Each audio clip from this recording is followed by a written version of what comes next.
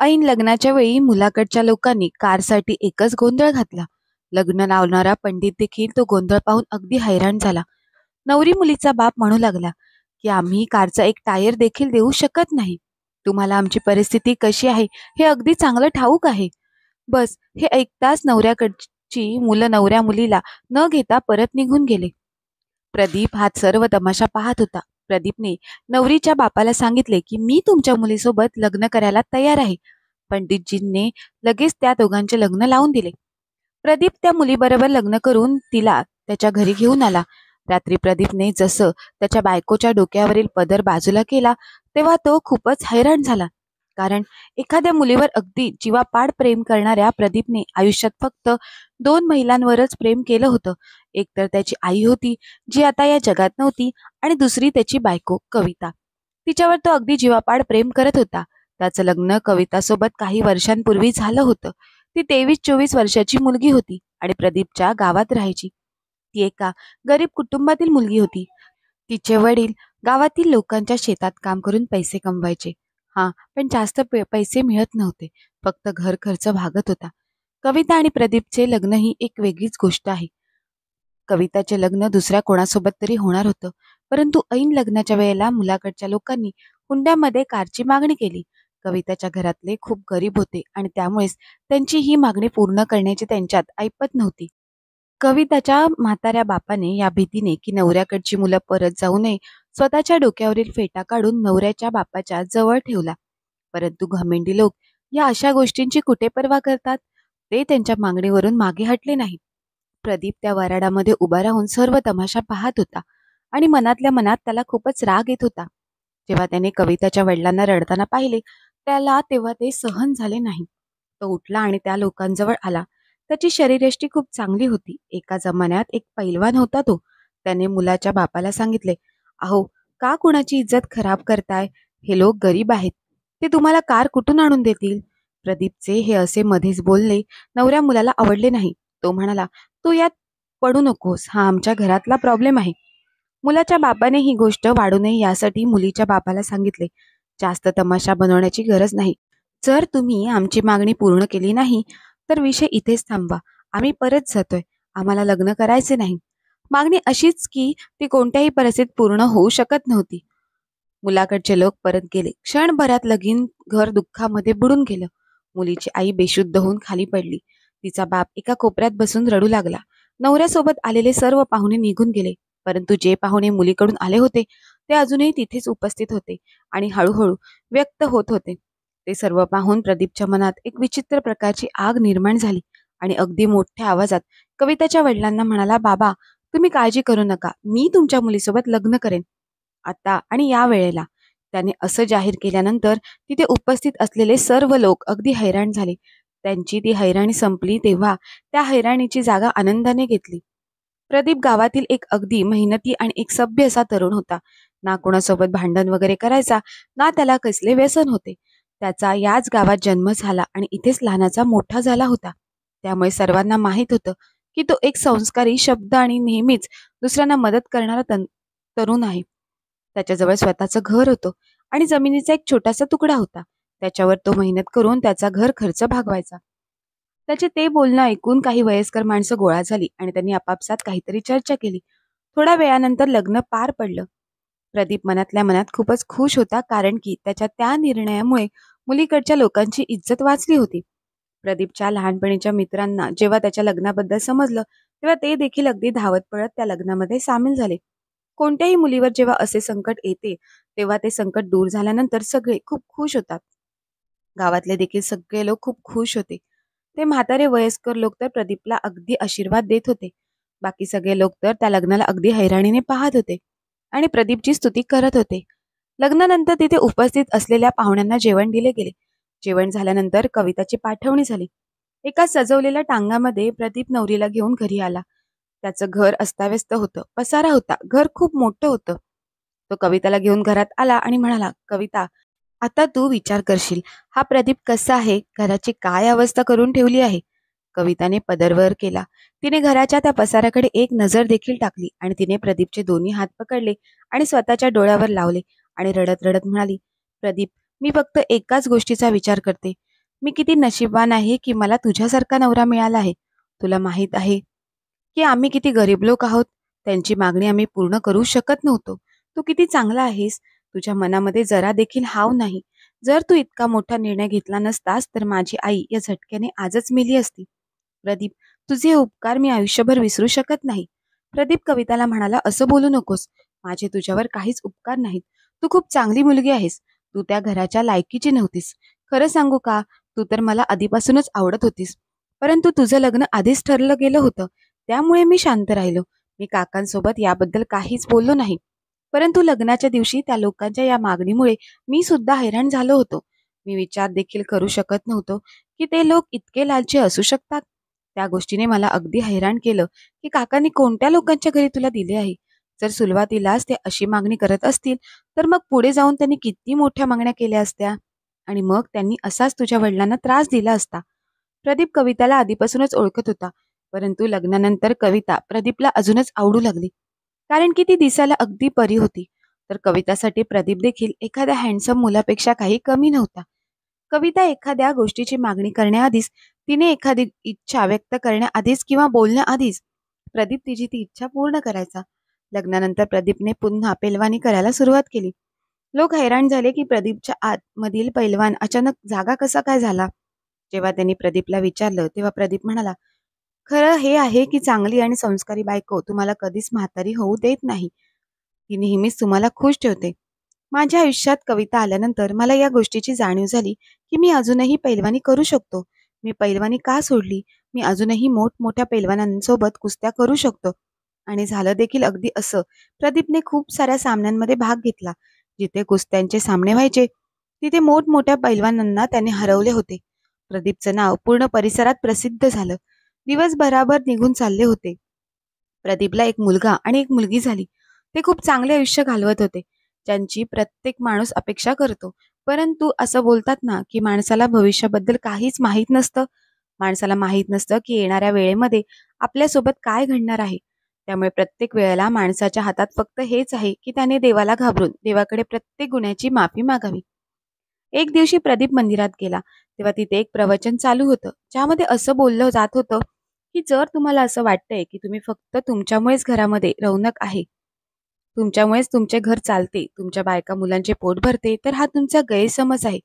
प्रदीपने जेव्हा कीर्तनकाराच्या तोंडून हे शब्द ऐकले तेव्हा विचार करू लागला की हे कीर्तनकार खूपच काहीतरी विचित्र बोलतात. मी इथे मेहनत करतो, कष्ट करतो, पैलवानी करून 4 पैसे घरी घेऊन जातो, तेव्हाच घरातलं घर खर्च भागतो. जर मी शांतपणे घरात बसलो तर माझ्या मुलांना जेवायला कोण देईन? मी कीर्तनकारांचे हे बोलणं अजिबात मान्य करत नाही.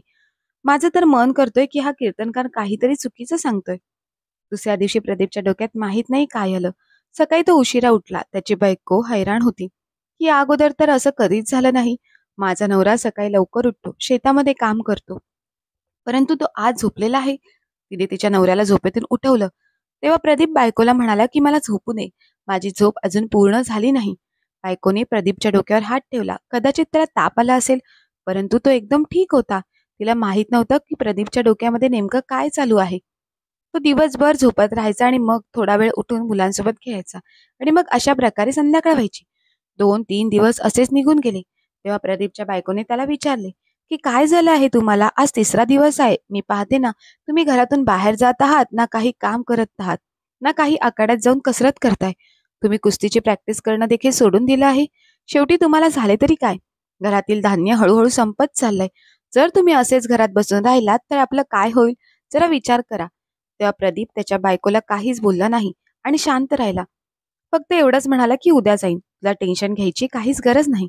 चौथ्या दिवशीही प्रदीप त्याच्या सवयीप्रमाणे तसाच झोपून राहिला. तेव्हा बायकोला राग आला. कविताने थंड पाण्याची एक बादली त्याच्या अंगावर टाकली. प्रदीपला राग आला. त्याच्या मनात आलं की चप्पल उचलावी आणि बायकोला मारावं, परंतु त्याने त्याच्या रागावर ताबा मिळवला. काहीच बोलला नाही. तो शांतपणे घरातून बाहेर निघून गेला. परंतु कविताला माहित नव्हतं की प्रदीप कुठे जाणार आहे. प्रदीपने मनात विचार केला की घरामध्ये माझी बायको मला अशीच राहू देणार नाही. मी घरामध्ये असं राहू शकत नाही. त्यापेक्षा चांगलं हेच आहे की मला इथून कुठेतरी दूर जायला पाहिजे. मी देखील पाहतो की त्या कीर्तनकाराचं बोलणं कसं काय खरं ठरतं आणि माझ्या घरातले माझ्याशिवाय कसे राहू शकतात. प्रदीप त्याच्या गावापासून नदीच्या दुसऱ्या बाजूला जंगलात जाऊन पोहोचला. ते जंगलात जाऊन त्यांनी पाहिले एक साधू बाबा झोपडीमध्ये एकटेच राहत होते. त्यामुळे तो सरळ झोपडीत गेला आणि त्या बाबांना नमस्कार केला आणि म्हणाला की बाबांजी, मी तुमच्यासोबत राहू शकतो का? मी एक प्रवासी आहे आणि थोडे दिवस इथे राहू इच्छितो आणि मग परत निघून जाईल. त्या बाबांनी त्याला ठीक आहे असं म्हटलं आणि म्हणाले की तुला जितके दिवस राहायचं आहे तितके दिवस तू राहू शकतोस. दुसऱ्या दिवशी प्रदीपच्या बायकोने पाहिले की तिचा नवरा रात्री जेव्हा परत आला नाही तेव्हा ती थोडी टेन्शनमध्ये आली. तिने तिच्या वडिलांना सांगितले. सगळे नातेवाईक एकत्र झाले, प्रदीपला शोधू लागले. प्रदीप सापडला नाही तेव्हा त्यांनी पोलिसात तक्रार दाखल केली. प्रदीपच्या सगळ्या मित्रांना नातेवाईकांना विचारलं गेलं, परंतु कोणीच काही सांगितलं नाही. 2-3 दिवस असेच निघून गेल्यानंतर त्यांनी हरवल्याची बातमी वर्तमानपत्रात छापून दिली. प्रदीपचा एक खूप मोठा फोटो पेपरमध्ये लावला गेला. सोबत हरवल्याचा ऍड्रेस देखील सांगितला गेला होता. प्रत्येक दिवसागणिक कविताचं टेन्शन वाढत होतं. आता ती या गोष्टीवर पश्चाताप करू लागली की मला माझ्या नवऱ्यासोबत असं वागायला नको होतं. मी त्याच्यावर पाणी फेकलं, त्यामुळे तो रागवला आणि घर सोडून कुठेतरी निघून गेला. आता तर हे देखील माहित नाही की तो जिवंत आहे की मेलाय. कुठे आहे याबद्दल कोणाला काहीच माहित नाही. ती दिवस रात्र फक्त तिच्या नवऱ्याला आठवायची आणि रडायची. परंतु ती हा देखील विचार करत होती की प्रदीप पैलवान आहे, त्याच्यामध्ये संयम आणि धीर दोन्ही असतं. मला माहित आहे इतक्या छोट्या गोष्टीवरून तो कधीच घर सोडून नाही जाऊ शकत. त्याच्या आधी देखील मी माझ्या नवऱ्यासोबत मजा मस्करी केली आहे आणि त्याच्यावर पाणी उडवलं आहे, परंतु त्याने कधीही या गोष्टीचे वाईट मानले नाही. तिला माहित नव्हतं की प्रदीपच्या डोक्यात काय चालू आहे आणि प्रदीप घर सोडून का गेला याबद्दल देखील तिला काहीच माहित नव्हतं. जेव्हा खूप महिने निघून गेले तेव्हा प्रदीपची बायको अगदी उदास झाली की आता तिचा नवरा परत येणार नाही. कदाचित प्रदीपला कोणीतरी किडनॅप केलं आहे आणि मग त्यानंतर जीवानीशी मारून टाकलं आहे. गावातील लोकांनी प्रदीपच्या बायकोला खूप धीर दिला. अगदी मोकळ्या मनाने तिला मदत केली. कविताच्या घरी सामानाचा ढीग साजला. पाटलाने प्रदीपच्या मुलांच्या शिक्षणाचा खर्च उचलला. त्या दोघांचाही एका चांगल्या शाळेत ऍडमिशन करून घेतलं. कविताने पाटलाचे आभार मानले, ज्यांनी त्यांच्यासाठी इतकं केलं. त्यांच्या भविष्याबद्दल विचार केला. कविताला प्रदीप हरवला आहे याचं नक्कीच दुःख होतं, परंतु गावातल्या लोकांची अशी मदत यामुळे ती अगदी हैराण होती. तिला या गोष्टीचा अंदाज नव्हता की आपल्या गावामध्ये इतके चांगले आणि उदार मनाचे लोक आहेत आणि अडचणीच्या वेळेत आपले कोण आणि परके कोण याबद्दल अगदी स्पष्ट समजतं. कठीण प्रसंगात गावातल्या लोकांनी प्रदीपच्या बायकोला एकटीला सोडले नाही आणि तिची खूप मदत केली. 1 वर्ष असंच निघून गेलं. प्रदीपला अचानक त्याच्या मुलांची आठवण आली. त्याला कविताची खूप आठवण येऊ लागली. त्याने त्या बाबांकडून परवानगी घेतली आणि घराकडे निघाला. त्याच्या मनामध्ये खूप सारे प्रश्न येत होते की माझ्या बायकोचे काय झाले असेल, मुलांचे काय झाले असेल माहीत नाही, ते जिवंत आहेत की नाही. या विचारांना मनात घेऊन तो घराकडे अगदी धावत होता.